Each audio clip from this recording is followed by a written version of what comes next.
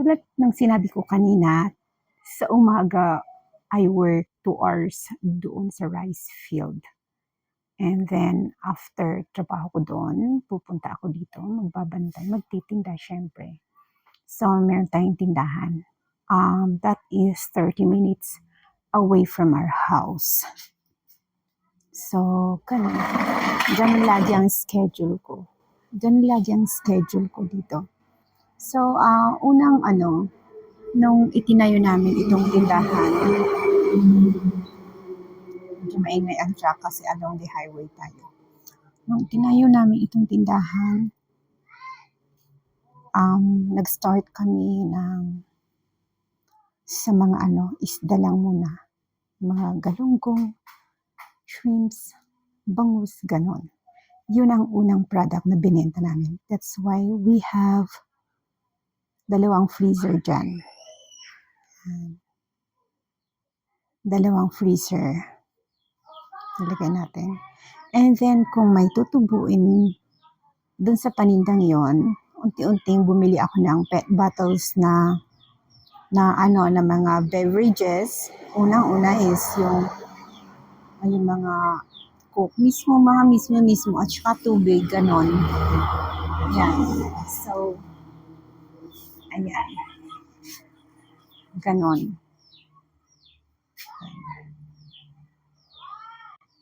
Yan ang unang Unti-unti lang siya.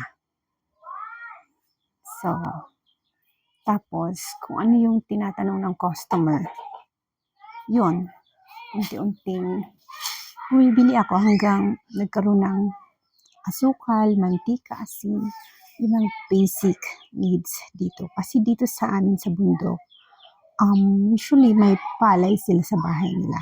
May bigas sila. And may nagtitinda rin ng bigas dito. Pero may mga din, hindi bumibili talaga. Tulad sa amin, hindi kami bumibili talaga. Kasi we have our stock. Hindi namin binibenta yung aming product na bigas. Sa amin lang yung consumption for the whole year. And then, yan, nag-umpisa ng ganon hanggang nadagdagan ng mga chichirya. Yan o. Chichirya. Yan. Tapos, usually, ang minunguya nila na dito. Yan, minunguya nila yan. Buwa daw dyan. And then, tubiko. And then, yung luto na tubiko, yan. Then, dito ko binibenta yung paisa-isang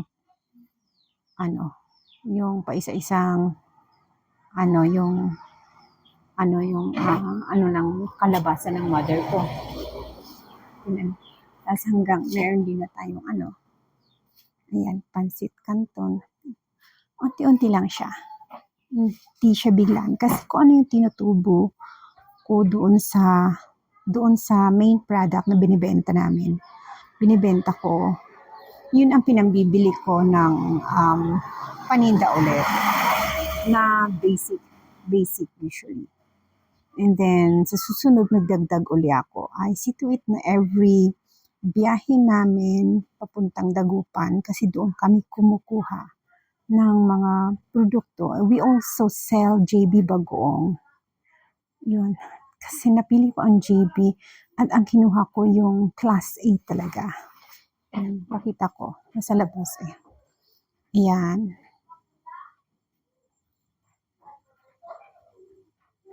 Hindi siya nakikita. Yan. Ang pinili ko is class A. Kasi ayaw ko yung gusto ko yung maganda na ipopromote talaga. And then, hindi nawala ang candies. Binili ko sa TikTok yung candies. And then sa grocery yung iba. Kasi naka-promo kasi. So, ganun. Yun ang schedule ko during the day.